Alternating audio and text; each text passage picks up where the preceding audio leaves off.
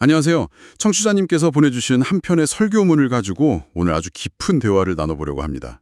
주제가 정말 흥미로운데요. 바로 하나님은 왜 어떤 때는 사람들을 모으고 또 어떤 때는 흩으시는가 하는 그런 질문입니다. 네, 안녕하세요. 이게 사실 굉장히 근본적인 질문이죠. 저희가 오늘 파고들어 볼 자료는 흩어진 자를 모으시는 하나님이라는 제목의 설교문이에요. 이사야서랑 사도행전을 중심으로 이야기를 풀어가는데 시작부터 아주 그냥 근본적인 질문을 던지죠. 맞아요. 성경은 분명히 하나님이 흩어진 사람들을 다시 모으는 분이라고 말하는데 왜 우리한테 제일 익숙한 이야기 중 하나인 그 바벨탑 사건에서는 정반대의 일이 벌어졌을까요? 그렇죠. 이상하죠. 근데 잘 모여있던 사람들을 하나님이 직접 흩어버리셨잖아요. 언뜻 보면 이거 완전 모순되는 행동처럼 보이거든요. 바로 그 지점. 그게 오늘 청취자님과 함께 풀어가야 할 핵심 매듭입니다. 이 명백해 보이는 모순, 이 역설 속에 사실은 하나님의 아주 일관된 원리가 숨어 있거든요. 아, 일관된 논리요? 네, 단순히 모이느냐 흩어지느냐 그 표면적인 행동이 중요한 게 아니라는 거죠. 오늘 이 설교문을 쭉 따라가면서 그 숨겨진 원리가 대체 뭔지 함께 발견해 보는 것이 저희의 목표입니다. 좋습니다. 그럼 그 거대한 퍼즐, 바벨탑 이야기부터 한번 시작해보죠. 네. 사람들이 신할 평지에 모여서 자, 벽돌을 만들어 견고히 굽자 하면서 하늘에 닿을 만큼 높은 탑을 쌓으려고 하잖아요. 네, 자신들의 이름을 내고 흩어짐을 면하기 위해서였죠. 맞아요. 그런데 하나님이 그걸 보시고는 언어를 막 뒤섞어서 온 땅을 흩어버리시고요. 네, 대부분 이 이야기를 그냥 인간의 교만에 대한 하나님의 심판이다 이렇게 이해하죠. 저도 그렇게만 알고 있었어요. 그런데 청취자님이 보내주신 이 설교문은 여기서 아주 중요한 관점의 전환을 제안합니다. 하나님이 그들을 흩으신 이유가 단순히 모여서 탑을 쌓았기 때문이 아니라는 거예요. 아, 그게 아니라고요? 네. 핵심 질문은 왜 모였는가를 넘어서 그들은 거기서 무엇을 모으고 있었는가로 옮겨가야 한다는 겁니다. 무엇을 모았는가? 그냥 벽돌이랑 역청을 모은 거 아닌가요? 아, 물론 뭐 탑을 쌓으려는 야망도 있었겠지만요. 표면적으로는 그렇죠. 근데 그들의 선언을 다시 한번 잘 들어보세요. 성읍과 탑을 건설하여 우리 이름을 내고 온 지면에 흩어짐을 면하자. 네, 우리 이름을 내고. 설교문은 이 구절을 아주 날카롭게 분석하거든요. 그들은 벽돌만 모은 게 아니었어요. 아, 첫째, 우리 이름을 내자는 구호 속에서 명성과 영광을 모았습니다. 둘째로는 흩어짐을 면하자. 이 목표 속에서 모든 것을 통제하려는 권력과 또 외부의 위협으로부터 스스로를 지키려는 배타적인 안전을 모았죠. 듣고 보니 그러네요. 그 모임의 중심에는 하나님이 아니라 철저하게 우리라는 자기 자신들의 욕망이 있었던 거군요. 정확합니다. 근데 사실 우리 이름을 내고 싶다, 흩어지지 않고 안정적으로 살고 싶다는 게 그렇게까지 나쁜 생각인가요? 어떻게 보면 공동체의 명성을 높이고 안정을 추구하려는 건 인간의 되게 자연스러운 본능 같기도 한데요. 뭐가 그들의 행동을 선을 넘게 만든 결정적인 요인이었을까요? 정말 좋은 질문입니다. 바로 그 지점이 세상의 방식과 하나님의 방식이 딱 갈라지는 분기점이거든요. 아하, 설교문은 그들의 동기가 하나님 없는 자기 보존에 있었다고 지적해요. 그들이 쌓아 올린 것은 그냥 높은 건물이 아니라 힘의 논리에 기반한 거대한 시스템이었던 거예요. 시스템이요? 네. 이런 시스템은 본질적으로 힘을 중앙에 집중시키고 그 힘을 유지하기 위해서 필연적으로 누군가를 배제하고 희생시키게 됩니다. 아, 우리라는 경계선 안에 못 들어오는 사람들. 그렇죠. 그런 사람들은 소외되고 다른 목소리는 억압되죠. 하나님이 보시기에 그 탑의 꼭대기는 하늘에 닿는 게 아니라 인간의 교만이 만든 거대한 감옥의 꼭대기였던 셈입니다. 아, 그러니까 하나님이 그들을 흩으신 게 단순히 벌을 내린 것만이 아닐 수도 있다는 말씀이시네요. 네, 맞습니다. 오히려 그들 자신을 위한 거였다고요? 이건 제가 지금껏 생각해왔던 바벨탑 이야기와는 완전히 다른 시각인데요. 그렇죠. 이 설교문이 제시하는 가장 중요한 통찰 중 하나입니다. 바벨탑의 흩으심은 심판인 동시에 그들이 만든 권력의 감옥이 스스로를 파멸시키는 것을 막기 위한 보호 조치였다는 해석이죠. 보호 조치요? 네. 한 곳에 응집된 권력이 폭주해서 결국 모두를 파멸로 이끄는 수많은 역사적 사례들을 떠올려 보면 이 흩으심이 오히려 하나님의 자비였을 수 있다는 겁니다. 와, 보호로서의 흩으심이라니 정말 흥미로운 관점이네요. 그렇다면 바벨탑의 방식, 그러니까 힘을 한 곳에 모아서 우리만의 성을 쌓는 게 세상의 방식이라면 이 설교문은 그 반대편에 있는 하나님의 방식에 대해서는 뭐라고 설명하고 있나요? 아주 명확한 대조를 보여줍니다. 세상이 힘과 권력을 모을 때 하나님은 정반대의 것을 모으십니다. 정반대의 것. 바로 사랑을 모으시죠. 더 구체적으로는 상처 입은 자들, 소외된 자들, 흩어진 마음들을 모으십니다. 세상의 방식이 지배와 통제를 목표로 한다면 하나님의 방식은 깨어진 관계의 회복을 목표로 하는 겁니다. 바로 이 대목에서 자료의 핵심 성경 구절인 이사야 56장 8절이 등장하죠. 제가 한번 읽어볼게요. 네, 부탁드립니다. 이스라엘에 쫓겨난 자를 모으시는 주 여호와가 말하노니 내가 이미 모은 백성 외에 또 모아 그에게 속하게 하리라.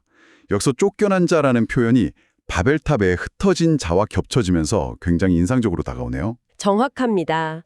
바벨탑에서는 스스로의 힘으로 흩어짐을 면하려고 했잖아요. 네, 그랬죠. 하지만 이사야서에서는 하나님이 직접 쫓겨나고 흩어진 자들을 다시 모으시겠다고 약속하십니다.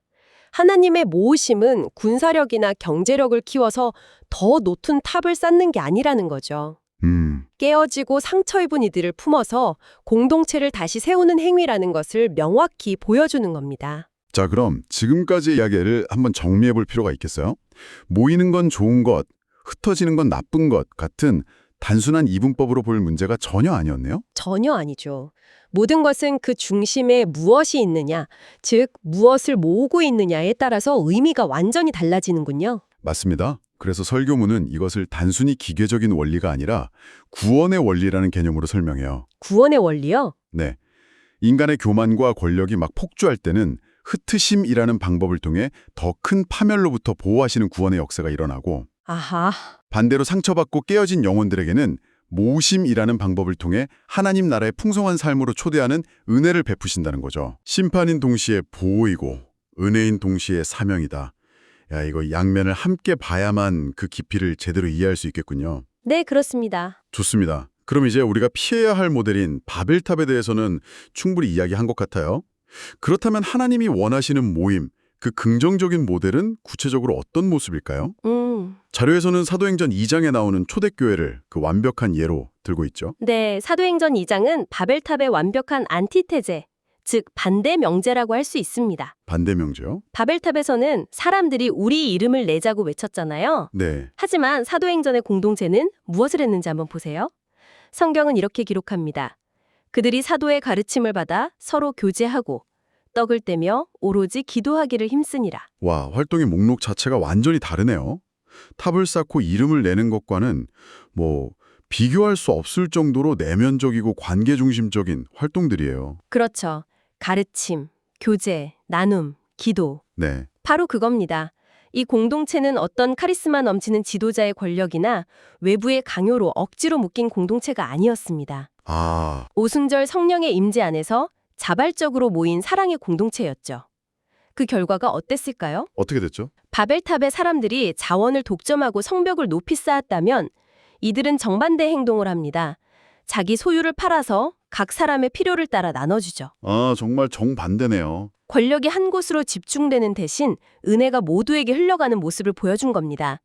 이것이 바로 설교문이 말하는 권력 안으로가 아닌 사랑 안으로 모인 공동체의 진짜 모습입니다. 그렇군요. 설교문의 표현을 빌리자면 기도와 말씀, 교제와 나눔이라는 이 네 가지 핵심 요소가 빠진 모임은 아무리 외형적으로 사람이 많이 모이고 건물이 화려해도 성경적인 의미의 모으심이라고 할 수는 없다는 거네요. 바로 그거죠. 어떻게 보면 바벨탑도 외형적으로는 어마어마하게 거대한 모임이었지만 이 핵심 요소들이 완전히 빠져 있었기 때문에 결국 흩어질 수밖에 없었던 거고요. 정확한 지적입니다. 모임의 크기나 건물의 높이가 아니라 그 중심에 무엇이 있느냐, 그 공동체가 무엇을 모으고 있느냐가 본질적인 차이를 만드는 거죠. 네. 바벨탑은 자기들의 영광을 모았고 초대교회는 하나님의 영광과 이웃의 필요를 모았습니다. 이 논의를 쭉 따라오다 보니까 자연스럽게 아주 현실적이고 조금은 불편한 질문에 도달하게 되는 것 같습니다. 어떤 질문이시죠? 청취자님도 아마 지금쯤 같은 생각을 하고 계실지 모르겠는데요. 오늘날 우리 자신 혹은 우리가 속한 공동체는 과연 무엇을 모으고 있을까요? 설교문이 우리 모두에게 던지는 가장 도전적인 질문이 바로 그것입니다. 이 질문은 교회라는 종교 공동체에만 해당되는 것이 아니죠. 그렇겠네요. 청취자님께서 속한 직장, 스터디 그룹, 동호회, 심지어는 가족이라는 공동체에도 동일하게 적용해 볼 수 있습니다. 우리는 그저 조직의 규모를 키우기 위해 숫자를 모으고 있습니까? 아니면 세상적인 영향력이나 평판을 모으는 데 집중하고 있습니까? 그것도 아니면 그 안에서 상처 입은 영혼들이 위로받고 깨어진 관계가 회복되는 그런 사랑을 모으고 있습니까? 사실 바벨탑을 쌓는 방식이 훨씬 더 효율적이고 가시적인 성과를 내는 것처럼 보일 때가 많잖아요. 맞아요. 눈에 보이니까요. 목표를 딱 정하고 일사불란하게 움직이고 경쟁에서 이겨서 우리 조직의 이름을 드높이는 것. 많은 조직이 이런 방식으로 성공을 정의하죠. 그렇죠. 하지만 설교의 결론은 단호합니다. 하나님은 권력을 모으는 바벨탑은 흩으시지만 사랑과 평화를 모으는 예루살렘 교회는 기쁨으로 세우신다는 겁니다.